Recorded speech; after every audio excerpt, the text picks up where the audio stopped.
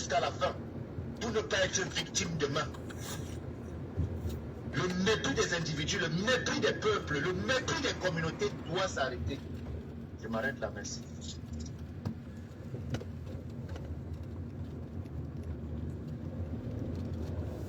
Bonjour les frères.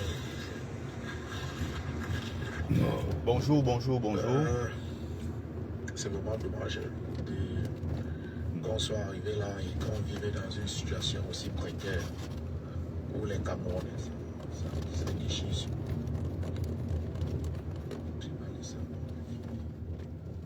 En fait, je pense, comme l'a dit si bien Guerrier Khan, qu'il faille bien qu'on redéfinisse un contrat social.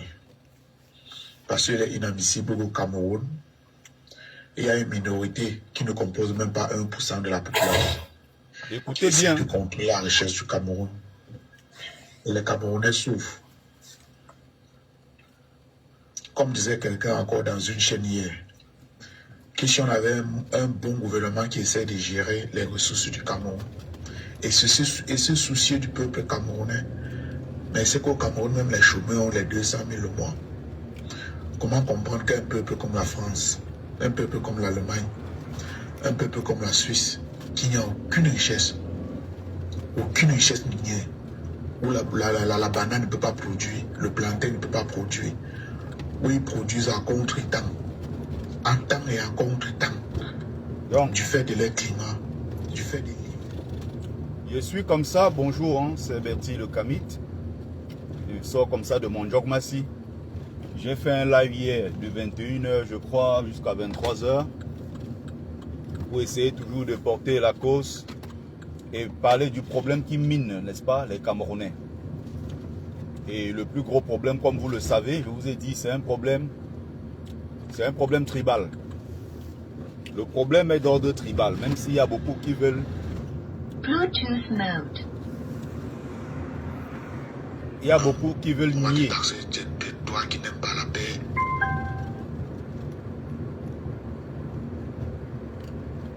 Il y a beaucoup qui veulent le nier. Avec les richesses immenses du Cameroun. Est-ce que...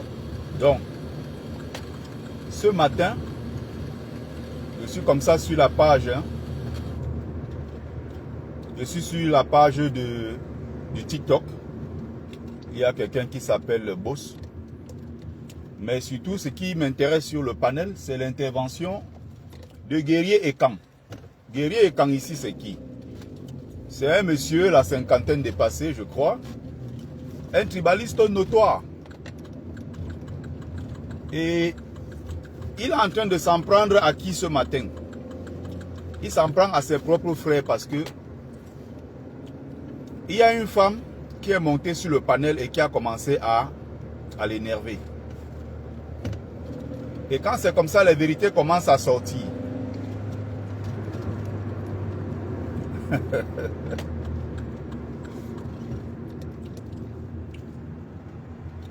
C'est exactement ce que je vous explique sur ma page depuis des années.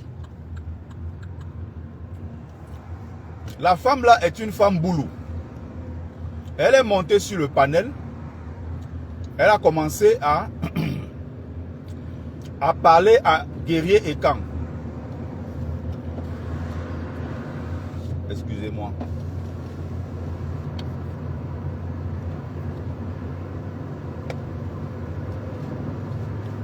Elle a commencé à parler à Guerrier et Khan qui est Ewondo, avec beaucoup de mépris. Et le thème de ce matin, justement, ça porte sur le mépris.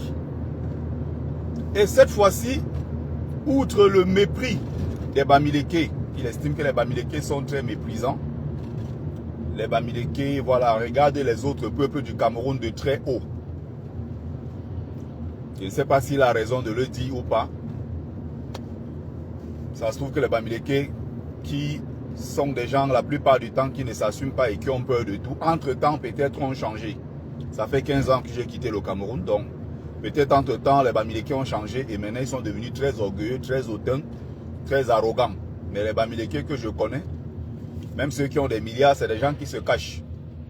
qui ne montrent jamais qu'ils ont quelque chose. Peut-être entre-temps, avec la nouvelle génération, ça change. Mais ce qui va m'intéresser ici, c'est quoi? C'est le discours qui tient contre sa propre sœur. Et qui sont des vérités que je dis ici depuis des années, qui sont des choses qui ont été thématisées, des choses qui ont été bien théorisées, des choses qui ont été bien, je veux dire, structurées et couchées sur du papier. Le livre de Ateba Eyene est un ouvrage très important, les paradoxes du pays organisateur. Allez lire cet ouvrage, où vous allez comprendre que quand les Ekans se mettent ensemble pour combattre les autres communautés, ce n'est pas parce qu'ils le font, en fait, qu'entre eux et Ekans, il n'y a pas de problème. Donc voilà Guerrier Ekan qui est sur son panel. C'est un panel de tribalistes anti-Bamileke, hein, c'est-à-dire que la haine des Bamileke là-bas, c'est matin, midi et soir. Les Bamileke, c'est qui? C'est ceux qui ont pris en otage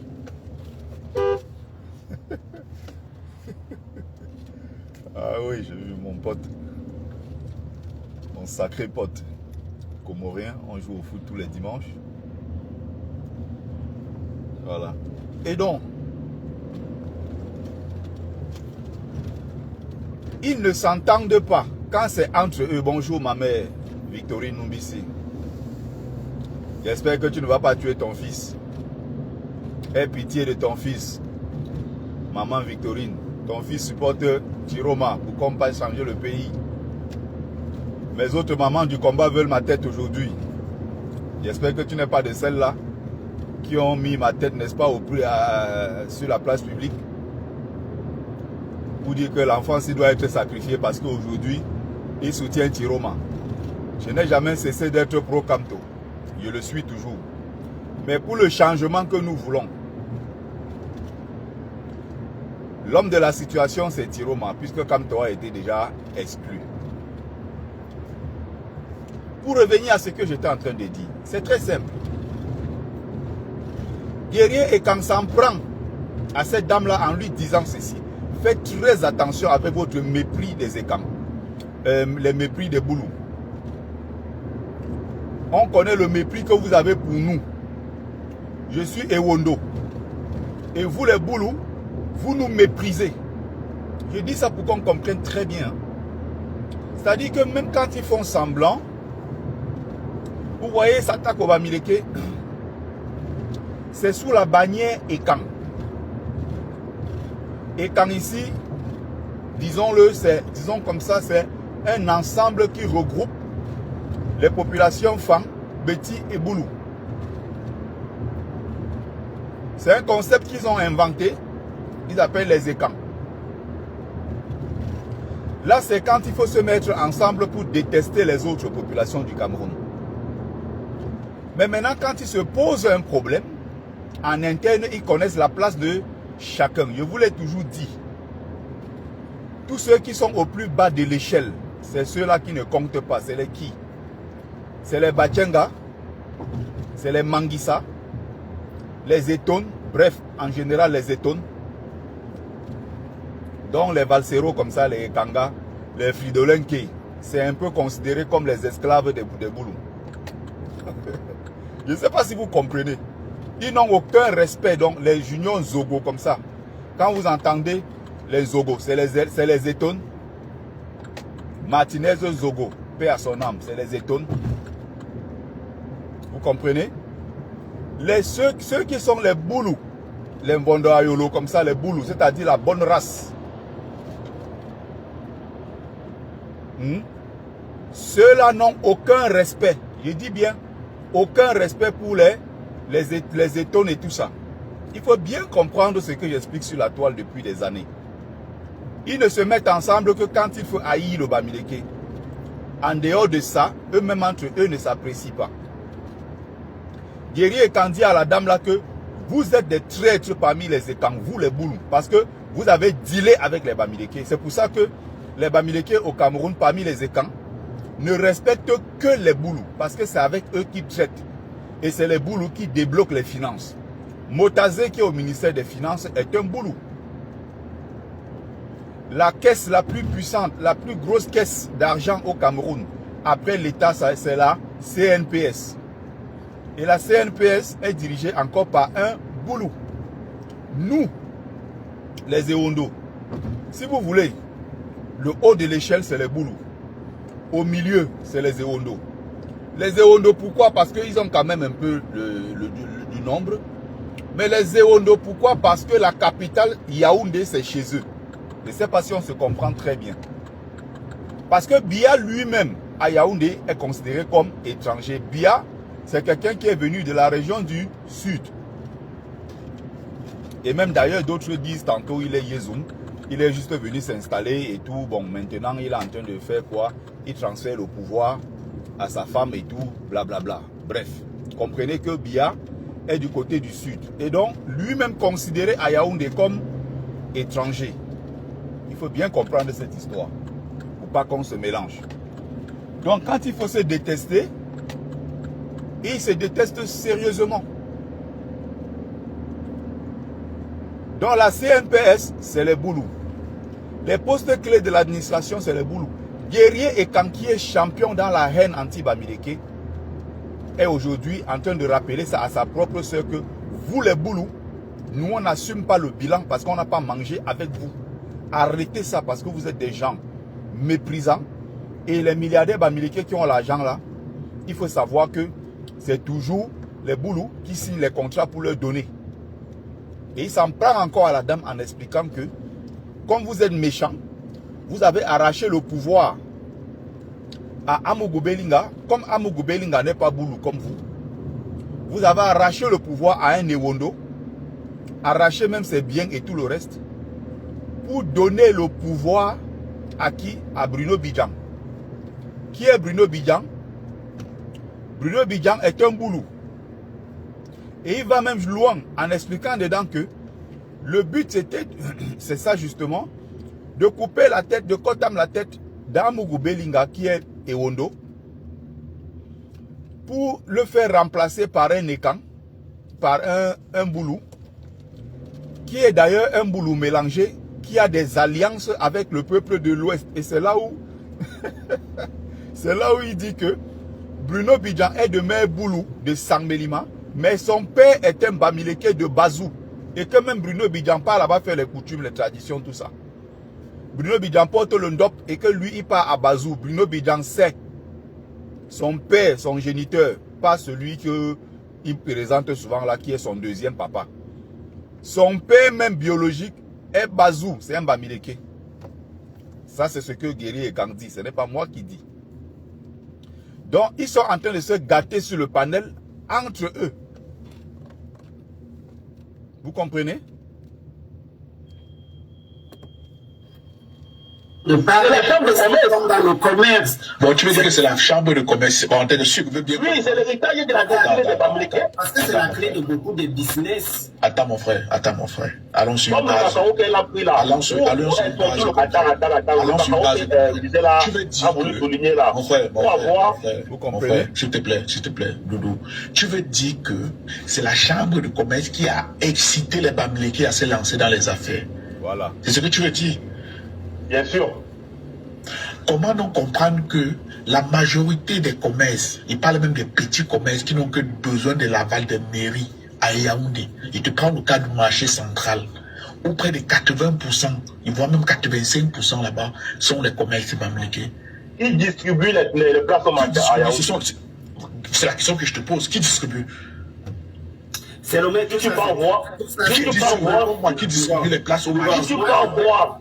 Moi, je te pose une question. Qui distribue les places au marché central? Moi, je t'ai pris une. Moi, je t'ai pris Yaoundé Paris. C'est que tu pour les places au marché. C'est le maire. Ngo, le maire finit de construire les boutiques. Ouais. La chambre de commerce vient. Oha. Voilà. Tu comprends un peu, non? Elle prend plus de 30% des boutiques. Tu comprends un peu, non? Elle paye. À 5 000, il y a un prix. Je ne sais pas si ça a augmenté. Mais au départ, c'était ça. C'est ça. J'ai pris un cas de figure comme ça chez moi, Pacha. Voilà. Donc, ça fait donc que ceux qui contrôlent la chambre de commerce vont venir installer les ressortissants de leur communauté dans ces boutiques-là. Et ils auront un avantage par rapport à ceux qui ne sont pas de leur communauté, qui devront payer plus cher parce que... Vous comprenez, non? Là, c'est en train de chauffer entre eux. Quand il faut détester les Bamileke, n'oubliez pas, ils sont champions. Ceux qui ne sont pas de la communauté de ceux qui sont dans la chambre de commerce.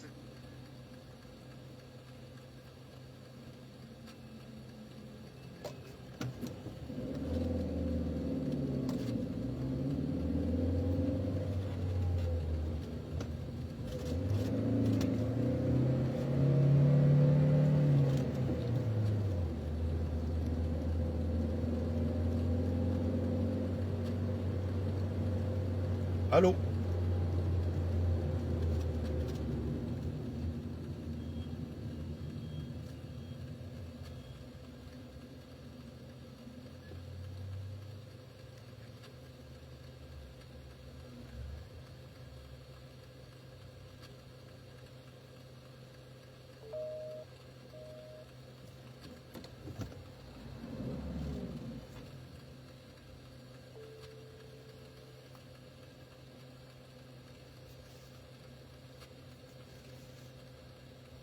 Allô?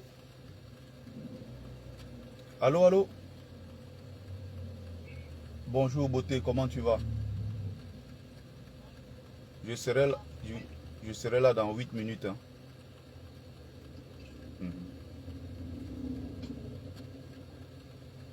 Excusez-moi, mes chers amis. J'espère que vous allez bien. Donc, écoutez très bien. Hein.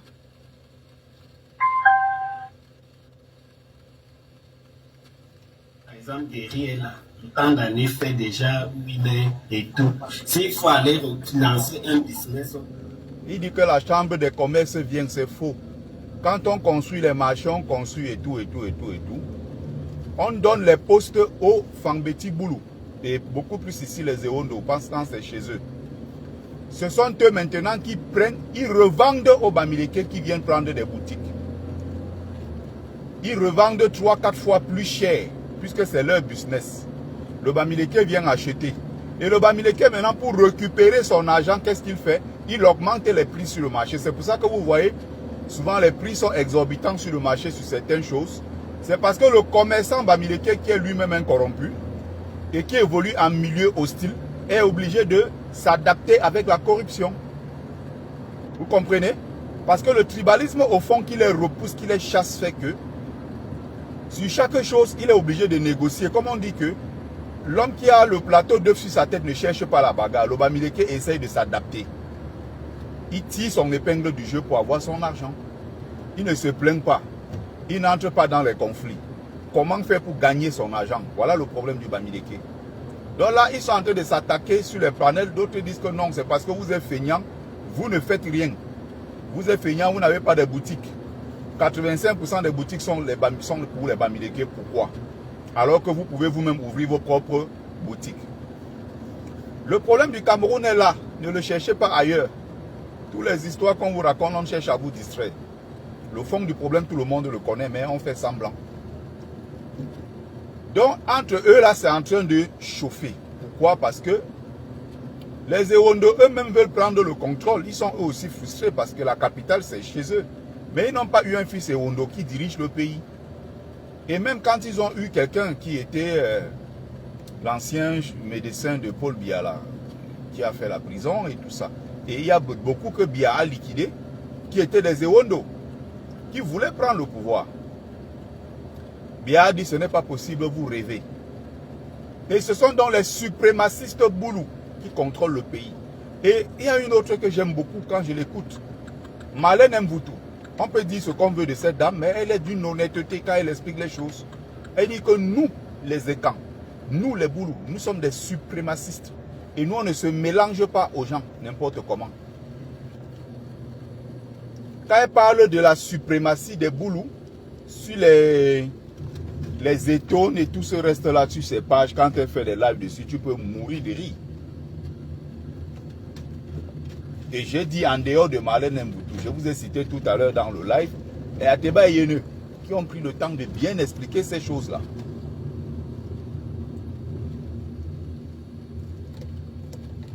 Donc, quand ça chauffe entre eux, comme ça, les vérités sortent. C'est pour ça que c'est important aussi de les écouter. Et ne soyez pas de ceux-là qui disent que, comme c'est les tribalistes, c'est les ceci, je ne les écoute pas. Moi, j'écoute tout le monde. Et c'est très important d'aller les écouter pour comprendre c'est quoi leur frustration. Pourquoi ils sont comme ça. Il faut aller les écouter pour savoir le fond du problème. C'est comme moi, par exemple, moi je vais sur les pages des Français racistes, des Français frustrés. Il y a des pages là sur Facebook. Il y a Français de souche, il y a Gaulois avant tout, la France aux Français. Il y a plein de... Sur TikTok aussi, il y en a beaucoup. Qui sont vraiment des sites, des pages dédiées à la communauté française blanche. Vraiment, les Français purs là. Je ne sais pas si ça existe encore, mais bon. Du moins, ils se font appeler Français de souche. Quand tu vas sur leur page, tu les écoutes. Moi aussi, souvent, je vais les écouter pour comprendre quel est le fond du problème. Moi, en tant qu'immigré, en tant qu'Africain, en tant que Noir, ça ne m'empêche pas, même si là-bas c'est la haine et tout le reste contre les Noirs et les Arabes. Leur haine, ce n'est jamais contre les Français d'origine italienne, allemande, Français d'origine espagnole, non, non, non. Ou portugaise ou polonaise, ça c'est pas leur problème. Leur haine, c'est contre les Noirs et les Arabes, mais ça ne m'empêche pas. Et en allant les écouter, j'apprends aussi beaucoup de leur frustration. J'apprends aussi de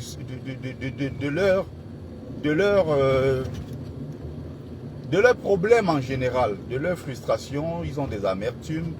Il y a eu certaines choses qui se sont passées.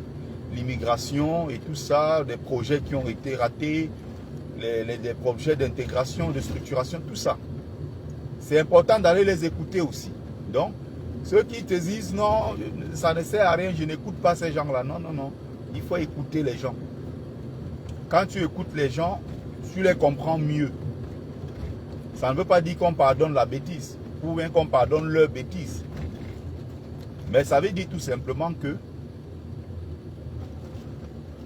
ça permet d'avoir un autre son de cloche parce qu'on ne peut pas parler pour s'entendre soi-même. Ne soyons pas de ceux-là qui agissent comme Paul Biya, dont a parlé Franklin Nyamsi, le professeur Franklin Nyamsi dans son livre La tragédie camerounaise, où il dit Biya, qui nous a habitués malheureusement à la malmort, qui a clochardisé le peuple camerounais, est ce monsieur-là qui crie au sommet de la montagne et qui descend lui-même et qui part répondre. Donc un homme finalement coupé du monde, coupé des réalités, et qui ne s'entend lui-même, qui ne parle que pour s'entendre lui-même.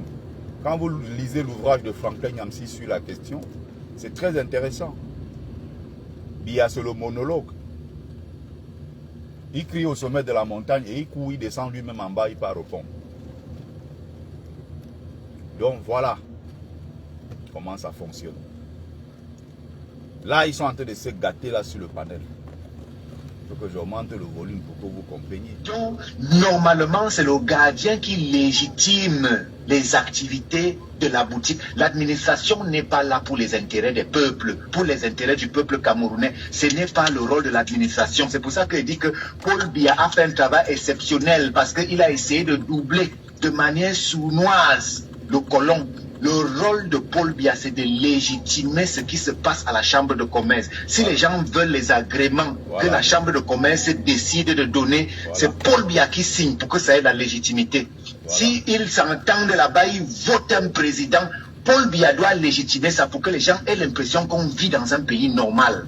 Mais le rôle de l'administration, c'est de mater les peuples et de légitimer l'activité coloniale. Merci beaucoup. Je vais poser une dernière question et je vais aussi laisser la place aux autres parce que je ne suis pas la seule. Donc, ça veut dire, en gros, tout ce que tu dis là, mon frère, ça veut dire que tant qu'on va utiliser l'argent de la France, chambre de commerce et tout ça là, on va continuer à manger le curry poisson au Cameroun. Voilà. C'est vraiment dommage. Bon, Guerrier Kantapa aussi dit que tant que ce système est là. Entendez bien, hein, quand ils disent le franc CFA là, ça c'est la France qu'ils attaquent. Quand ils disent chambre de commerce, c'est les Bamileke qu'ils attaquent. Les poissons pourris, c'est Congelcam. Donc les Bamileke profitent de la chambre de commerce pour amener les produits frélatés au Cameroun. Il faut bien les écouter quand ils parlent.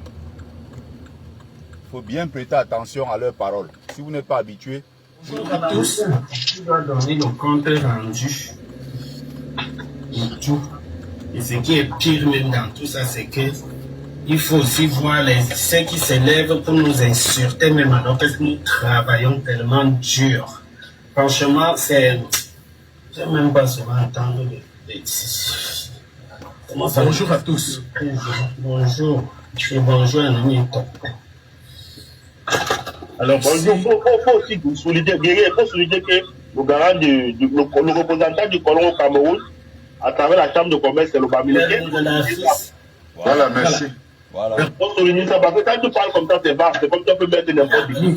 C'est lui qui a le porte-monnaie. Oui, c'est lui qui a le comptoir, c'est lui qui a la boutique, non? C'est lui qui gère la boutique. Voilà. Très mauvaise analyse. Vous comprenez? Tu penses que la chambre de commerce peut faire quoi quand Pobi apprend une idée? Vous comprenez, non? Tous les jours sur cette page, c'est la haine du Bamileke. Quand le ministre du commerce a une décision, le ministre du commerce est là pour suivre les instructions de la chambre de commerce. La chambre du commerce est le cœur du métier du Cameroun. Tant qu'on est sous occupation, le cœur du métier, ce que la France vient faire, c'est de prendre nos ressources à travers le franc CFA. Et le cœur du métier, c'est la chambre de commerce. La chambre de commerce des Bamileke. Vous avez l'impression que vous êtes dans un pays, on vous a donné un drapeau. Voilà. Vous chantez l'hymne, vous avez une équipe nationale, vous avez une armée, vous pensez que c'est une... L'armée là est là pour la répression. Celui qui tente va voir. Voilà. Celui qui tente de demander ses intérêts, on le mate exactement comme quand les Anglais étaient là. Ils ont maté nos arrière-grands-pères. La France est venue, elle a fait la... Bref, on va s'arrêter là. Le matraquage du cerveau, il y a des fois, j'écoute, j'ai mal à la tête. Bon, je vais m'arrêter là parce que je vais entrer chez quelqu'un dans son intimité. Il ne va pas falloir que j'entre avec les directs Facebook. Et surtout les directs Facebook qui cassent la tête. Merci à vous.